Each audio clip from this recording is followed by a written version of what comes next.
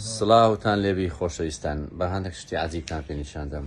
ئەوەی دەیبین $2 $2 یان نەدیتە یان هەر بەس لە یوتیوبوانە دیتیتم. ساڵی چەندە؟ ساڵی 1928 ئەوە لێرە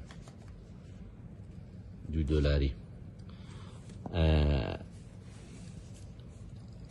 قیمەتی ئەو $2 چەندە؟ ئەگەر لە گوگڵی تەمەشام کرد، ئەگەر بێت و 28 بی ئەی لەسەر بی، ئەو $2 قیمەتی $2 تەبعاً بە $1500. تۆمە لێرە لەسەری نووسیتم $2 بیل 28 ڕێت سیل ڤالیو. بەڵام ئەگەر بێت و بی ئەو ئەستێرە لەسەر بی $20,000 دەکە و ڤێری ڕێریش، یعنی کودرێن نادر ئەگەر هەبیتن $20,000 دەکە 2 دەفتەر، یعنی $2 ئەگەر 28 بی ئێستا مەسەلەن ئەوە لێرە نووسرایە سی، ئەمە بیەکەمان دەوێتن. ئەوەیان ئەوە ساڵی 53 تۆمەشاکە ئەوە ئەستێرەکە ئەوەتە لێرە هەیە، بەڵام ئەوە ساڵی 53 عمرەکەی 53 کە لێرە نووسرایە ئەوەتە ئەوە 53، بەڵام ئەوە 28 ئەوە زۆر مهم بوو. وەیەک کە $100 ساڵی 50 و ساڵی 63 دەمانەوە ATM مەشی ناخینتەوە، یەکسای پارەی دەکاتن، ئەوەی وەکو تەزیر وەردەگریتن، بەڵام نەزم سپۆرەکەی تێ دانیشتش لە بابەتەی بوو.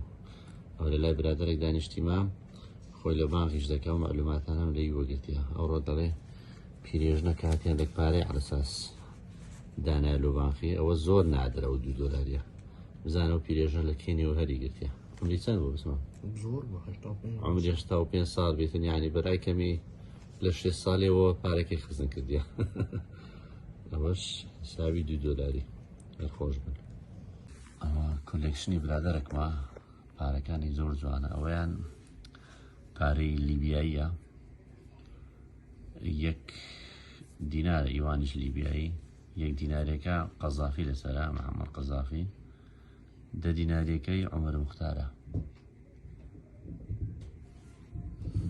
ئەوە پارەی ئیسرائیلیا، شکلی وەزانم پێ دەرێن 5 ئیتر بزانێت ناوی چیە پارەکەیان، ڕسمی ئەلبەردەنیشتانی لەسەرا. لە ئەسڵاندا خۆمان باسمان کرد جوولەکەیە لە ئەڵمانیا لەدایک بووە لە 4 ئازاری 1879 لە نیو جرسی مردیە لە ئەمریکا لە 18 1955.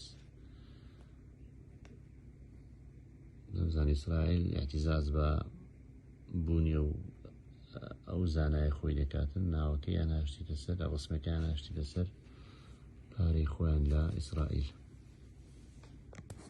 ئەوەشیان پارەی مەسڕیە، جنەی مەسڕی.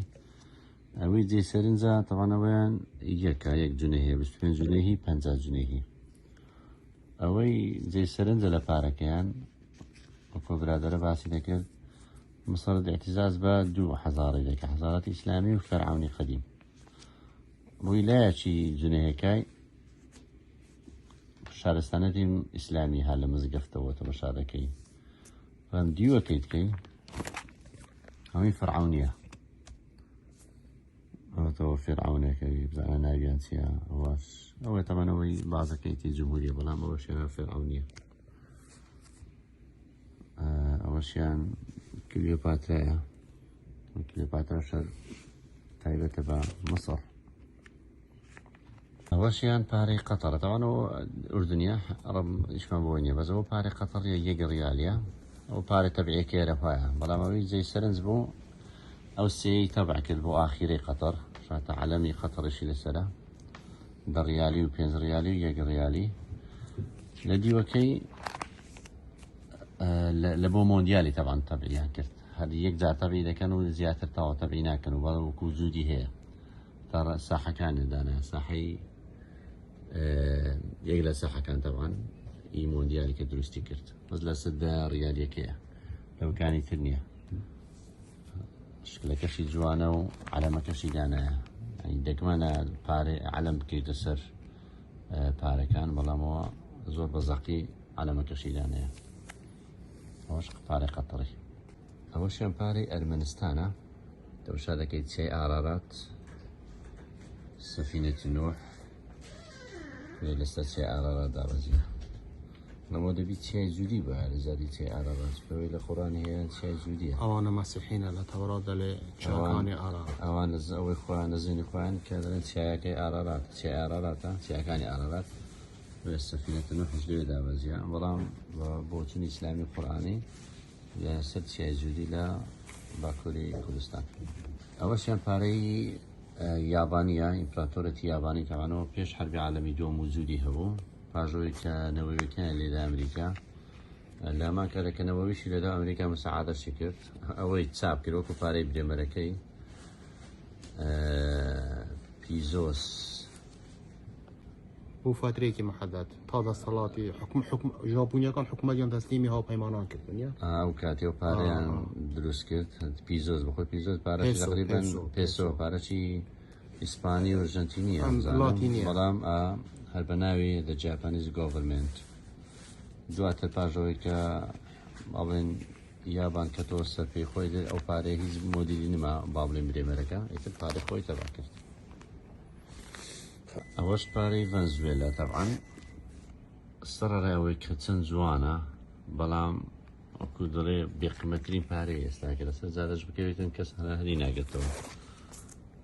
لە تەلەڤیزۆنی باسی کرابوو کابرا بە عارەبانە پارەی دەبێت هەتا تەبەقەی هیلکەشی بەدەستکەوێتن.